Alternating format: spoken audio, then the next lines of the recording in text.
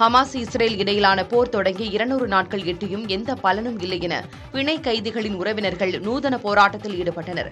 Tel Aviv நகரில் இரத்தக்கரை, கைகளில் கயிறு கட்டி பிணை கைதிகள் போல வந்த மக்கள் போராட்டத்தில் ஈடுபட்டனர்.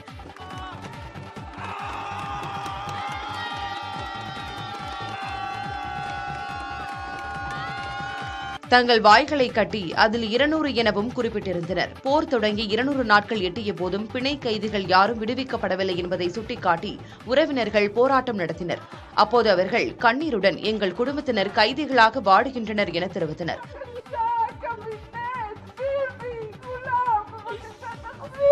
போரை நிறுத்தி உடனடியாக பிணை கைதிகளாக உள்ள 132 பேரையும் விடுவிக்க வேண்டும் எனவும் வலியுறுத்தி அவர்கள் முழக்கமிட்டனர்.